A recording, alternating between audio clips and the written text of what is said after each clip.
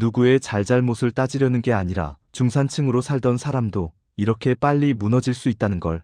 그리고 그 과정에서 사람이 어떤 얼굴을 하게 되는지를요. 저는 평생 성실하게 살았습니다. 월급 타면 저축하고 보험 들고 아이들 교육비 대고 노후 준비한다고 펀드도 들었습니다. 퇴직금도 꽤 됐습니다. 이 정도면 큰일 없겠지 했습니다. 그런데요.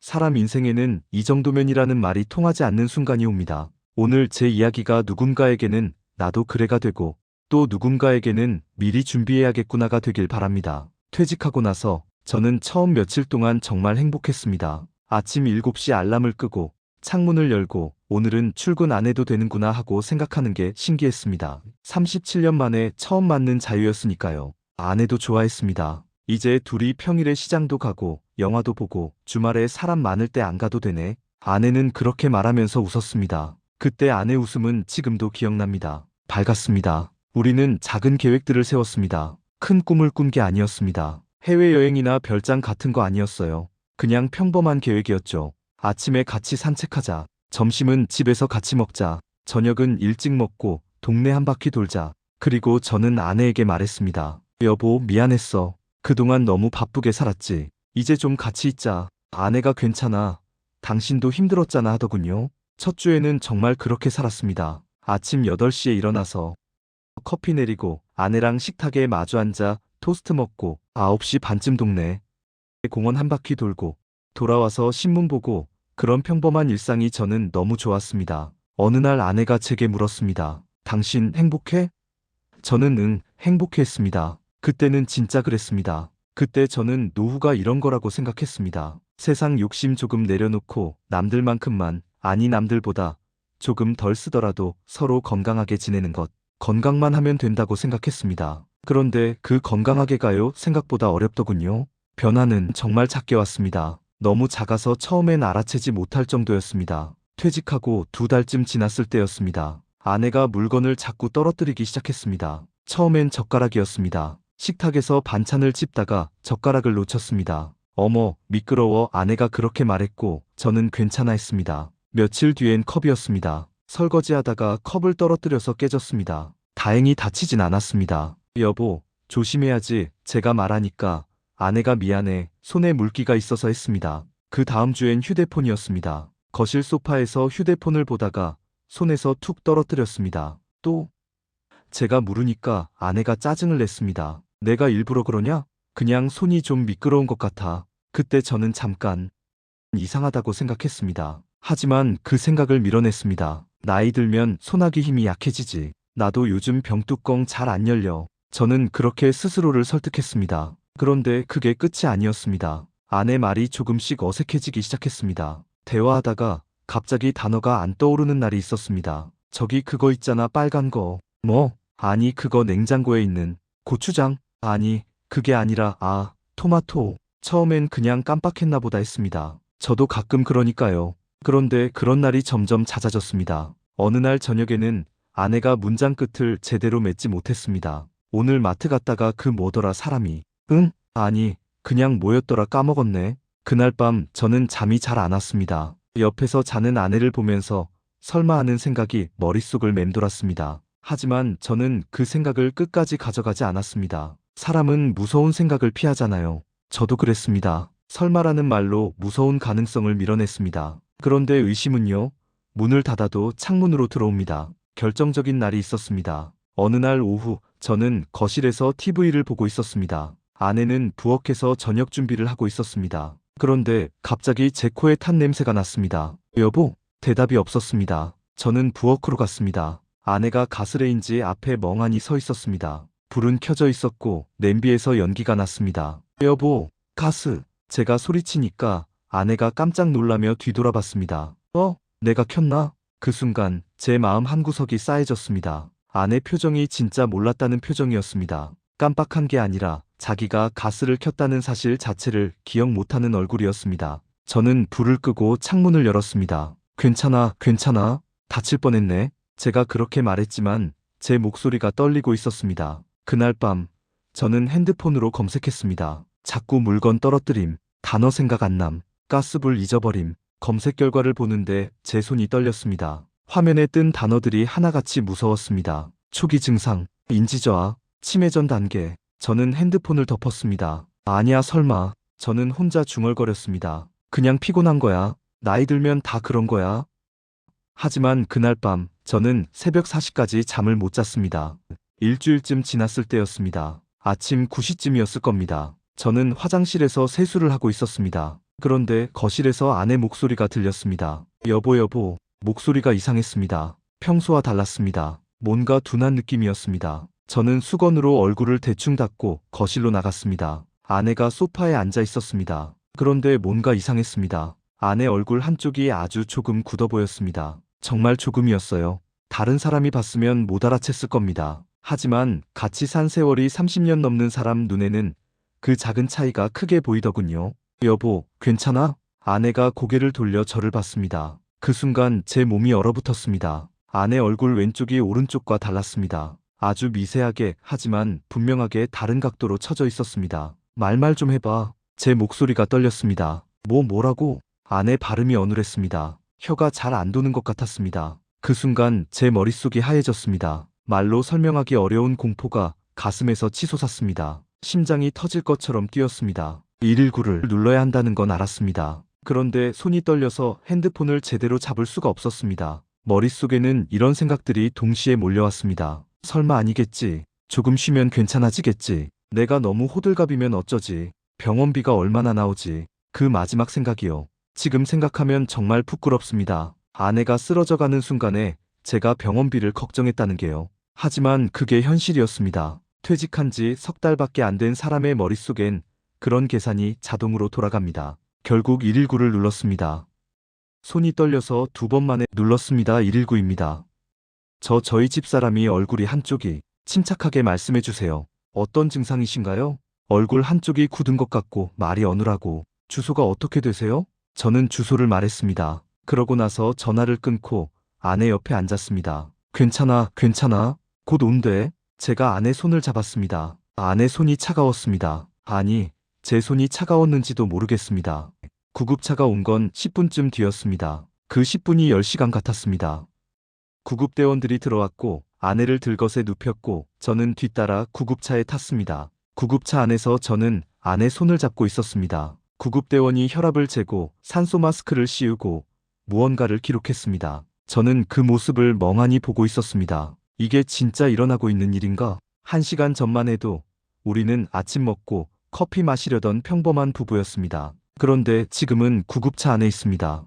응급실에 도착했습니다. 응급실 불빛은 참 밝더군요. 밝은데 마음은 점점 어두워졌습니다. 의사가 왔습니다. 젊은 의사였습니다. 손에 차트를 들고 있었습니다. 보호자분이세요? 네, 남편입니다. 언제부터 증상이 있으셨습니까? 오늘 아침 1시간 전쯤요. 다른 증상은요? 두통이나 어지럼증은요? 잘 모르겠습니다. 제가 발견했을 때는 저는 떨리는 목소리로 설명했습니다. 의사는 고개를 끄덕이며 무언가를 적었습니다. 지금 CT 찍을 겁니다. 뇌 쪽 문제일 가능성이 있습니다. 뇌 쪽요? 네. 정확한 건 검사해봐야 알겠지만 증상상 뇌졸중이나 뇌출혈 가능성을 배제할 수 없습니다. 그 말을 듣는 순간 제 귀가 멍해졌습니다. 의사는 계속 설명하고 있었습니다. 치료 방법, 2번, 검사 일정 무슨 말인지 반은 이해했고 반은 못했습니다. 나머지 반은 공포였습니다. 보호자분?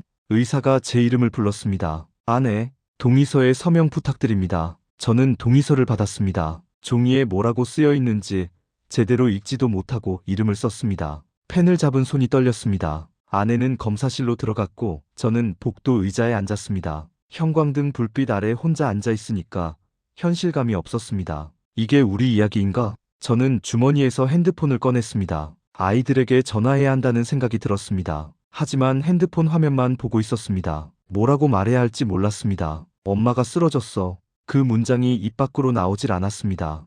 아내는 수술을 받았습니다. 뇌 쪽 혈관이 막혀서 생긴 뇌경색이었습니다. 의사 말로는 골든타임 안에 와서 다행이라고 했습니다. 조금만 늦었어도 더 큰 후유증이 남을 수 있었다고요. 수술은 성공적이었습니다. 의사가 나와서 잘 끝났습니다 하고 말했을 때 저는 그 자리에 주저앉을 뻔했습니다. 긴장이 풀리니까 다리에 힘이 없더군요. 고생하셨습니다. 중환자실로 옮길 겁니다. 아내는 중환자실로 갔습니다. 저는 면회 시간까지 기다렸습니다. 하루에 10분, 딱 10분만 들어갈 수 있었습니다. 처음 아내를 봤을 때요. 말로 설명하기 힘듭니다. 온몸에 줄이 연결돼 있었습니다. 산소호흡기, 심전도, 링거, 소변줄 아내가 기계에 연결된 것 같았습니다. 저는 아내 옆에 섰습니다. 손을 잡을 수도 없었습니다. 그냥 지켜보기만 했습니다. 여보 나야, 괜찮아? 수술 잘 끝났어. 제 목소리가 떨렸습니다. 아내는 눈을 감고 있었습니다. 숨소리만 들렸습니다. 그때 저는 처음으로 간절하게 기도했습니다. 제발 살아만 줘라. 눈만 떠줘라. 나 좀 보게 해줘라. 사흘째 되던 날 아내가 눈을 떴습니다. 간호사가 연락을 줬습니다. 보호자님, 환자분 의식 돌아왔어요. 저는 뛰어갔습니다. 중환자실 문 앞에서 숨을 고르고 들어갔습니다. 아내가 저를 봤습니다. 눈을 뜨고 저를 봤습니다. 여보, 제가 불렀습니다. 아내가 입술을 움직였습니다. 소리는 안 났지만 제가 알아봤습니다. 당신이라고 한 것 같았습니다. 그 순간 제 눈에서 눈물이 났습니다. 참으려고 했는데 안 됐습니다. 저는 아내 손을 잡고 울었습니다. 고마워, 고마워, 깨어나줘서 고마워. 하지만 기쁨은 거기까지였습니다. 아내는 깨어났지만 아내가 아니었습니다. 일주일쯤 지나서 아내는 일반 병실로 옮겼습니다. 그리고 재활치료가 시작됐습니다. 물리치료, 언어치료, 인지치료 하루 일정이 빡빡했습니다. 그런데 문제는 아내가 치료를 받아도 기억이 계속 흐려진다는 거였습니다. 어느 날 아내가 저를 보고 물었습니다. 저기요, 실례지만 누구세요? 그 질문을 듣는 순간 제가 얼마나 얼어붙었는지 모릅니다. 여보, 나야. 나, 당신 남편. 제가 그렇게 말하니까 아내가 고개를 갸웃거렸습니다. 남편? 우리 남편은 회사 갔는데요? 아니야, 내가 당신 남편이야. 나 퇴직했잖아. 퇴직? 아내가 혼란스러워했습니다. 그 모습을 보는 제 마음이 찢어지는 것 같았습니다. 간호사가 옆에서 조용히 말했습니다. 보호자님, 환자분 뇌 손상으로 인지 기능이 떨어진 상태예요. 시간 개념, 사람 인식이 혼란스러울 수 있어요. 그럼 나중에 나아지나요? 재활치료 하시면서 지켜봐야죠. 어떤 분은 좋아지시고 어떤 분은 현상 유지하시는 경우도 있습니다. 그날부터 제 기도가 바뀌었습니다. 제발 정신만 돌아와라. 나만이라도 기억해줘라. 우리 시간을 잊지 말아줘라. 하지만 현실은 제 기도와 반대로 갔습니다. 어떤 날은 아내가 저를 아버지라고 불렀습니다. 아내 아버님을 저로 착각한 겁니다. 어떤 날은 집에 가야 해. 엄마가 기다려라고 했습니다. 아내 어머님은 20년 전에 돌아가셨는데 말입니다. 그럴 때마다 저는 느꼈습니다. 아내 마음속 시간이 어딘가로 뒤섞여 버렸다는 걸. 과거와 현재가 무작위로 섞여서 아내는 그 속을 헤매고 있다는 걸. 한 달쯤 지났을 때 의사가 저를 불렀습니다. 보호자님, 환자분 상태가 안정기에 접어들었습니다. 이제 장기 재활을 생각하셔야 할 것 같습니다. 장기 재활이요? 네. 요양병원으로 옮기시는 걸 권해드립니다. 거기서 지속적으로 재활치료 받으시면서 경과를 보시는 게 좋을 것 같습니다. 얼마나 있어야 하나요? 의사가 잠시 뜸을 들였습니다. 그건 환자분 상태에 따라 다릅니다. 몇 달이 될 수도 있고 더 길어질 수도 있습니다. 그 말을 듣는 순간 제 머릿속에 계산기가 켜졌습니다. 몇 달 아니 1년? 2년? 요양병원 비용이 한 달에 얼마지? 재활치료비는? 간병비는? 저는 고개를 끄덕였습니다. 알겠습니다. 알아보겠습니다. 그날 집에 돌아와서 저는 노트북을 켰습니다. 그리고 검색했습니다. 요양병원 비용, 장기 요양 등급 간병비 평균. 화면에 뜨는 숫자들을 보면서 저는 한숨이 나왔습니다. 이걸 어떻게 감당하지? 아내는 결국 요양병원으로 옮겼습니다. 집에서 차로 30분 거리에 있는 병원이었습니다. 시설이 깨끗하고 간호사들이 친절하고 재활치료 프로그램이 잘 돼 있다고 했습니다. 입원 수속을 하던 날 원무과 직원이 말했습니다. 한 달 비용이 이 정도 나올 겁니다. 건강보험 적용되는 부분이 있고 비급여 항목도 있습니다. 간병은 필요하시면 따로 신청하셔야 하고요. 저는 견적서를 받아들었습니다. 종이에 적힌 숫자를 보는데 현기증이 났습니다. 월 입원비 재활치료비 식대 기타 비용 약 250만 원. 여기에 간병인을 쓰면 월 200만 원이 더 들어간다고 했습니다. 저는 입술을 깨물었습니다. 일단 간병인은 안 쓰자. 내가 할 수 있는 데까지 해보자. 그렇게 결심했습니다. 요양병원의 하루는 반복입니다. 매일 똑같은 시간에 똑같은 일이 일어납니다. 오전 9시 아침 식사, 오전 10시 물리치료, 오전 11시 휴식, 오후 12시 점심 식사, 오후 2시 언어치료, 오후 3시 인지치료, 오후 5시. 저녁 식사 오후 7시 취침 준비.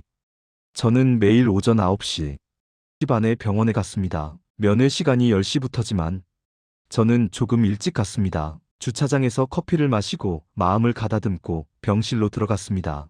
아내는 보통 창가 침대에 누워 있었습니다. 가끔 창밖을 보고, 가끔 TV를 보고, 가끔은 그냥 천장을 봤습니다. 여보, 나왔어. 제가 들어가면 아내가 고개를 돌렸습니다. 오늘은 나를 알아보는 날인지 아닌지. 그게 제일 중요했습니다. 어떤 날은 아내가 웃으며 왔어? 했습니다. 그런 날은 제가 행복했습니다. 손을 잡고 같이 창밖을 보고 물리치료 함께 가고, 그런 날은 우리가 나아지고 있구나 하는 희망이 생겼습니다. 하지만 어떤 날은 아내가 저를 보고 누구세요?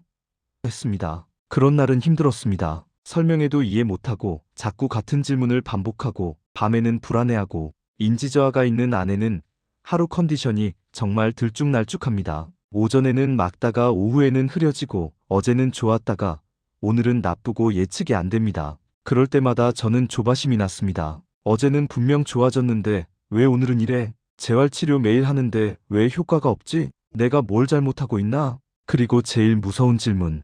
혹시 계속 이렇게 나빠지기만 하는 건가? 그 질문이 머릿속에 들어오면 저는 일부러 할 일을 만들었습니다. 물컵 깔고, 담요 정리하고, 간호사에게 질문하고, 복도 한 바퀴 돌고 뭔가를 하고 있다는 느낌으로 불안을 덮었습니다. 저는 한계를 느꼈습니다. 아내가 밤에 특히 불안해했습니다. 해가 지면 갑자기 불안 증상이 심해지는 일몰증후군이라고 했습니다. 저녁 7시쯤 되면 아내가 침대에서 일어나려고 했습니다. 집에 가야 해. 여보, 여기가 병원이야. 치료받는 중이야. 아니야, 집에 가야 해. 애들이 기다려. 애들은 다 컸어. 걱정 안 해도 돼. 아니야, 애들 학교 가야 하는데. 아내 머릿속에서 시간이 20년 전으로 돌아간 겁니다. 아이들이 초등학생이던 시절로요. 그날 밤 간호사가 전화했습니다. 보호자님, 환자분이 계속 불안해하셔서 안정제를 투여했는데도 진정이 안 되세요. 오실 수 있으세요? 저는 밤 10시에 병원으로 갔습니다. 아내가 침대 난간을 잡고 일어나려 하고 있었습니다. 간호사 2명이 붙잡고 있었습니다. 여보, 나야 나. 제가 들어가니까 아내가 저를 봤습니다. 하지만 알아보는 표정이 아니었습니다. 저 사람 누구야? 왜 여기 있어? 그날 밤 저는 새벽 3시까지 병실에 있었습니다. 아내 손을 잡고 노래 불러주고 등을 쓰다듬고, 그렇게 해서 겨우 아내를 재웠습니다. 집에 돌아와서 저는 거울을 봤습니다. 제 얼굴이 무너져 있었습니다. 눈밑이 검고 뺨이 꺼지고 머리카락이 텁수룩하고, 이러다 내가 먼저 쓰러지겠구나. 그 생각이 들었습니다. 다음 날 저는 간호사에게 물었습니다. 간병인 알아볼 수 있을까요? 간호사가 고개를 끄덕였습니다. 네, 그게 나을 것 같아요. 보호자님도 쉬셔야죠. 간호사가 간병인 연락처를 줬습니다. 저는 전화를 걸었습니다. 네, 간병인협회입니다. 저 요양병원 간병인 알아보려고요. 환자분 상태가 어떠세요? 인지저하가 있고 밤에 불안 증상이 있습니다. 그러면 24시간 간병이 필요하시겠네요. 비용이 얼마나 되나요? 상담원이 차분하게 말했습니다. 24시간 기준으로 하루 8만 원입니다. 한 달이면 240만 원 정도 나옵니다. 240만 원. 제 퇴직 전 월급이 350만 원이었습니다. 세금 떼고 실수령액이 280만 원쯤 됐습니다. 지금 제 연금은 월 150만 원입니다. 병원비 250만 원, 간병비 240만 원, 490만 원. 한 달에 490만 원이 나갑니다. 제 연금 150만 원으로는 턱도 없습니다. 저기 좀 저렴한 방법은 없나요? 제가 물었습니다. 목소리가 떨렸습니다. 12시간 간병도 있긴 한데요. 환자분 상태로는 24시간이 안전할 것 같습니다. 알겠습니다. 생각해 보겠습니다. 전화를 끊고 저는 한참 멍하니 앉아 있었습니다. 그때 제가 깨달았습니다. 돈이 생활비가 아니라 사람을 지키는 비용이라는 걸. 아내가 안전하려면 돈이 필요하고, 제가 쓰러지지 않으려면 돈이 필요하고, 아내에게 웃어주려면 여유가 필요하고, 그 모든 게 결국 돈이었습니다. 저는 평생 중산층으로 살았습니다. 대기업은 아니었지만 안정적인 회사였고, 월급도 괜찮았고, 보너스도 있었습니다. 저축도 했고, 보험도 들었고, 아이들 대학도 보냈습니다. 퇴직금도 8천만 원이 나왔습니다. 이 정도면 괜찮겠지. 저는 그렇게 생각했습니다. 큰 사고만 안 나면, 큰 병만 안 걸리면 우리는 평범하게 살 수 있을 거라고요. 하지만 장기 간병은요, 그 이 정도면을 생각보다 빨리, 조용히, 확실하게 무너뜨립니다. 매달 말일 저는 원무과에서 정산서를 받습니다. 그날은 병원 공기가 똑같아도 제 마음만 달라집니다. 보호자님, 이번 달 정산 나왔습니다. 직원이 종이를 건넵니다. 저는 그 종이를 받는 순간 심장이 먼저 뜁니다. 이번 달은 얼마나 나왔을까? 지난달보다 늘었을까, 줄었을까? 다음 달은 어떻게 감당하지? 저는 정산서를 접어서 주머니에 넣습니다.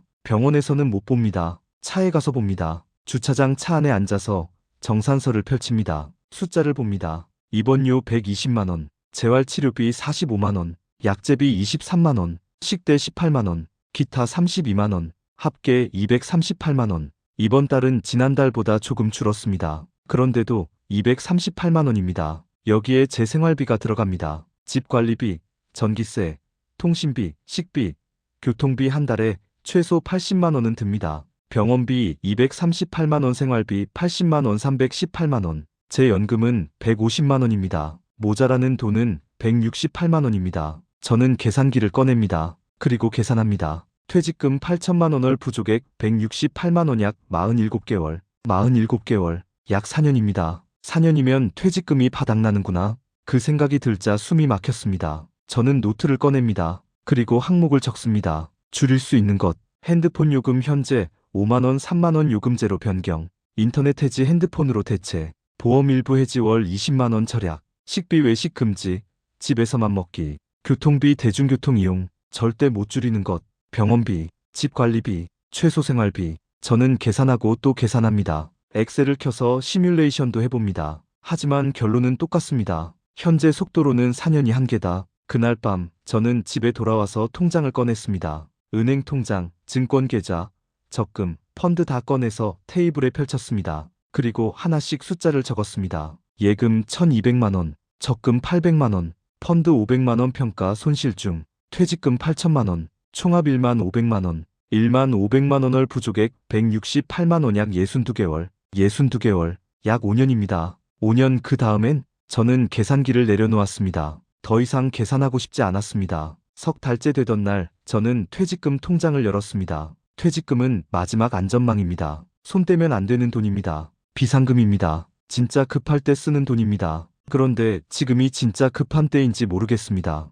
저는 거실 불도 제대로 못 켜고 소파에 앉아서 핸드폰만 들여다봤습니다. 은행 앱을 열고 퇴직금 계좌를 확인하고 이체 화면까지 들어갔습니다. 출금 계좌, 퇴직금 잔액 8천만 원, 입금 계좌, 생활비 통장, 이체 금액. 손가락이 멈췄습니다. 얼마를 옮기지? 한 달 부족분인 168만 원만 옮길까? 아니면 3개월치인 500만 원을 옮길까? 아니면 아예 1000만 원을 옮겨서 여유를 좀 둘까? 그때 머릿속에 이런 생각이 들었습니다. 이걸 누르는 순간 나는 되돌아갈 곳이 없어지는 건가? 퇴직금은 비상구였습니다. 뭔가 잘못되면 아직 퇴직금이 있잖아라고 스스로를 위로할 수 있는 마지막 버팀목이었습니다. 그런데 그 버팀목에 손을 대는 순간 심리적으로 무너지는 느낌이 들었습니다. 그리고 또 설마가 올라왔습니다. 설마 몇 달이면 상황이 나아지겠지. 설마 아내가 좋아져서 퇴원하겠지. 설마 기적이 일어나겠지. 하지만 요양병원 생활은 설마와 상관이 없습니다.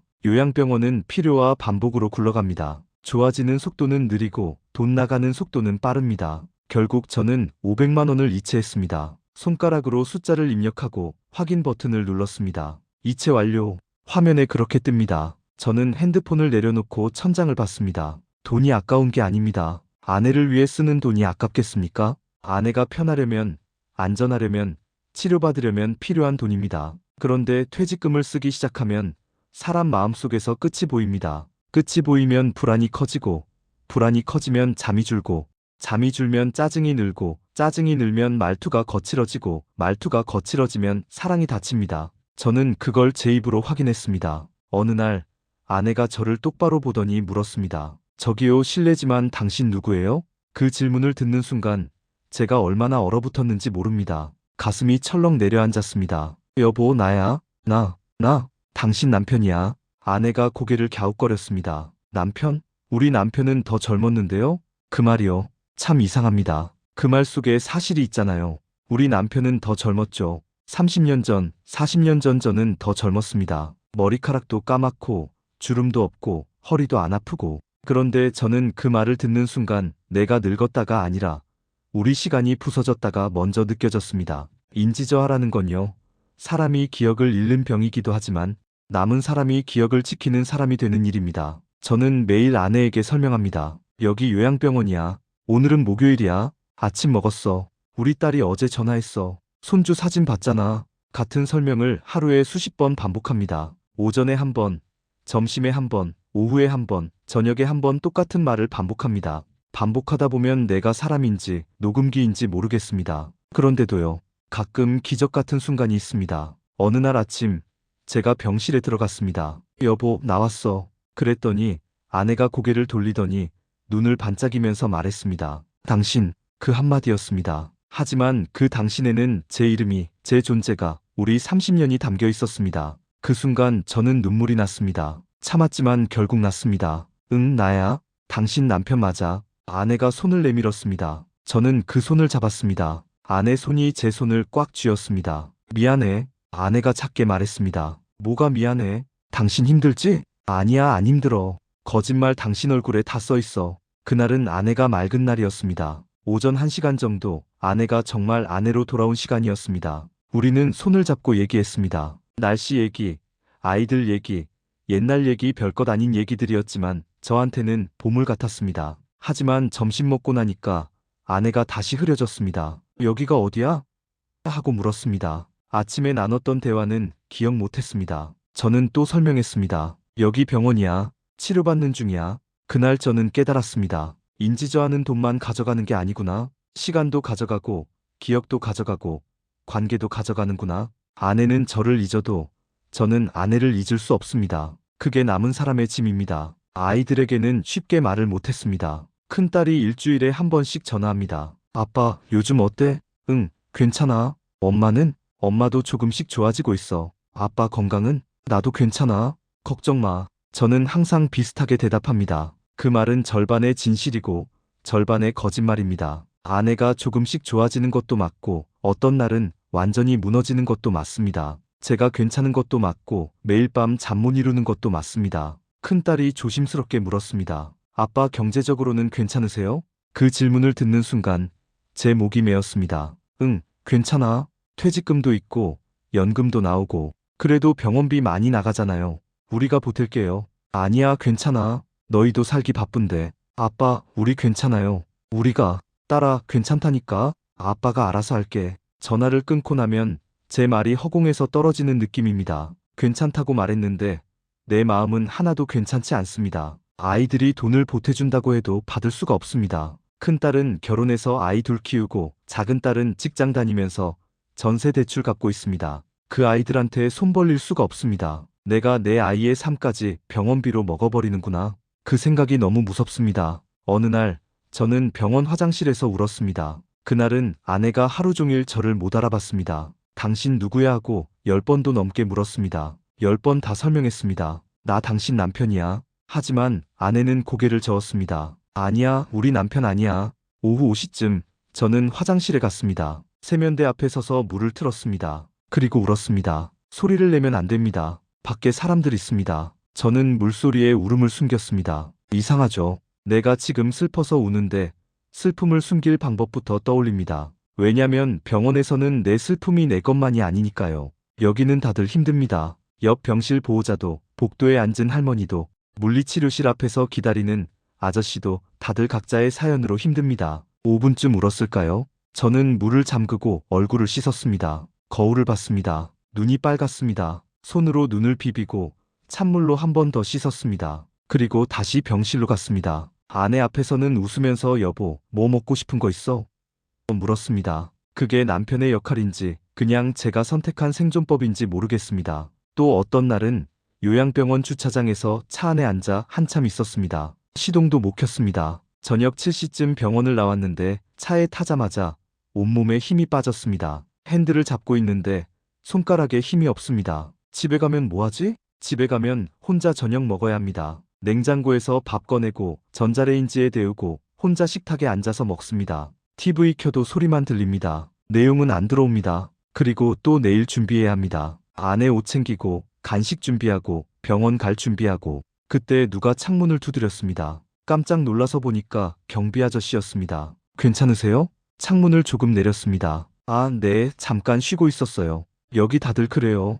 경비 아저씨가 웃으며 말했습니다. 차에서 한숨 좀 쉬고 가요. 집에 들어가면 또 할 일이니까 천천히 쉬다 가세요. 그 말이 이상하게 위로가 됐습니다. 당신만 그런 거 아니다. 다들 그렇게 버틴다. 그 말은 사람을 다시 움직이게 합니다. 저는 감사합니다 하고 인사했습니다. 그리고 시동을 걸었습니다. 병원에는 사람을 살리는 말이 있습니다. 거창한 말이 아닙니다. 정말 작은 말이에요.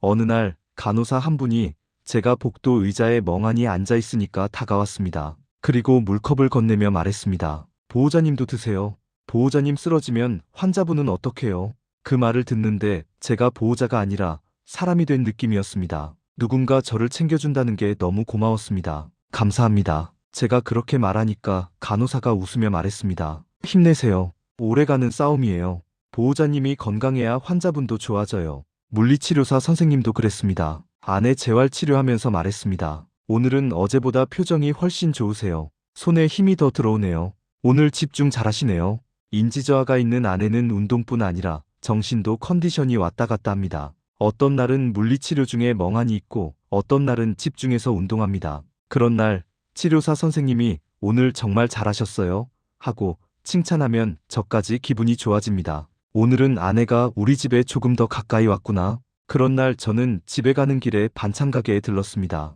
아내가 좋아하던 멸치볶음을 샀습니다. 물론 아내가 지금 그 맛을 기억할지 모르지만요. 그래도 제가 할 수 있는 건 아내가 좋아했던 것을 계속 이어주는 겁니다. 그게 기억이 흐려진 사람을 붙잡는 줄 같아서요. 요양병원 복도에는 비슷한 표정의 사람들이 많습니다. 웃는 얼굴이 아니라 참고 있는 얼굴입니다. 어떤 보호자분은 복도 끝 의자에서 편의점 도시락을 먹습니다. 어떤 분은 면회 끝나고 엘리베이터 앞에서 한참 서 있다가 내려갑니다. 저는 그분들과 긴 대화를 하진 않습니다. 그냥 안녕하세요. 오늘 날씨 좋네요. 환자분은 좀 어떠세요? 그 정도입니다. 그런데 그 정도 말만으로도 우리는 서로를 알아봅니다. 아, 이 사람도 버티고 있구나. 어느 날 복도에서 한 분을 만났습니다. 50대 후반으로 보이는 여자분이었습니다. 남편을 돌보고 계신다고 했습니다. 우리는 복도 벤치에 앉아서 잠깐 얘기했습니다. 보호자님, 여기 오신 지 얼마나 되셨어요? 6개월 됐습니다. 많이 힘드시죠?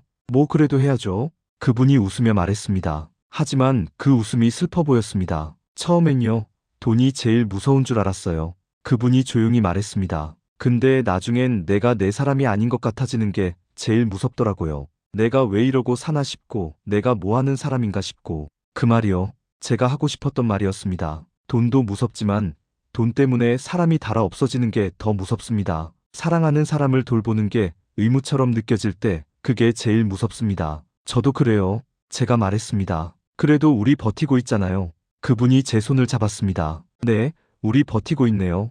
우리는 그렇게 잠깐 손을 잡고 있었습니다. 긴 말은 없었지만 그 손에 모든 말이 담겨 있었습니다. 아내는 지금도 재활을 합니다. 매일 오전 10시 물리치료실에 갑니다. 평행봉을 잡고 한 발 한 발 정말 느리게 앞으로 나아갑니다. 어떤 날은 2걸음 가다가 멈춥니다. 힘들어하고 말합니다. 어떤 날은 5걸음까지 갑니다. 치료사 선생님이 잘하셨어요 하고 박수칩니다. 인지저하가 있는 아내는 가끔 왜 내가 여기 있어?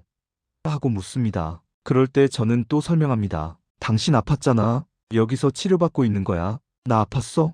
응, 많이 아팠어. 그래도 이제 좋아지고 있어. 아내가 한참 있다가 아주 작게 말합니다. 나 미안해. 당신한테 짐만 되는 것 같아. 그 말은요, 저를 살리기도 하고 또 무너뜨리기도 합니다. 저는 아내 손을 잡고 말합니다. 미안할 거 없어. 당신은 내 사람이야. 짐이 아니라 내 인생이야. 그 말을 하면서도 제 속에서는 또 계산기가 켜집니다. 다음 달, 그 다음 달 퇴직금 잔액보험이 되는 항목 안 되는 항목. 그런데 어느 날 재활치료가 끝나고 아내가 제 손을 꽉 잡더니 말했습니다. 당신 손이 따뜻하네. 그 한마디가 저를 멈추게 했습니다. 그때 저는 깨달았습니다. 아내는 내 이름을 놓칠 수 있어도 내 손의 온도는 기억할 수 있구나. 사람의 기억은 머리에만 있는 게 아니라 몸에 남기도 하는구나. 그래서 어느 날 제가 아내에게 말했습니다. 여보, 우리 천천히 가자. 당신이 한 발 내딛는 만큼 나도 한 달을 버텨볼게. 아내가 바보라고 하더군요.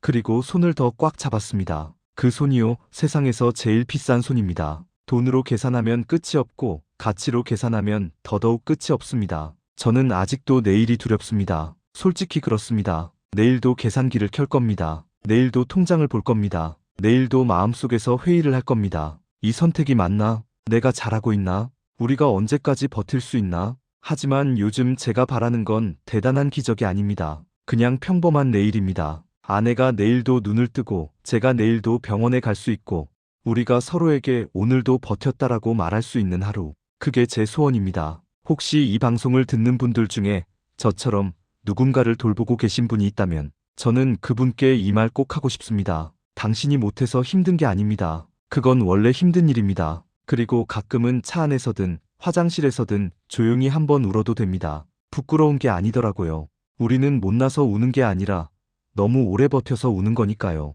오늘은 제 삶의 가장 소중한 부분에 대한 이야기를 꺼내보았습니다. 때로는 흔들리고, 때로는 주저앉고 싶을 때도 있지만, 결국 우리를 다시 일으켜 세우는 건 사랑과 사람인 것 같습니다. 저희 채널은 앞으로도 이렇게 평범한 우리네 삶 속에서 발견하는 소중한 가치들에 대해 이야기하려 합니다. 저희와 계속해서 이 여정을 함께하고 싶으시다면 구독 버튼을 눌러주시고요. 오늘 이야기가 마음에 남으셨다면 좋아요로 마음을 표현해주세요.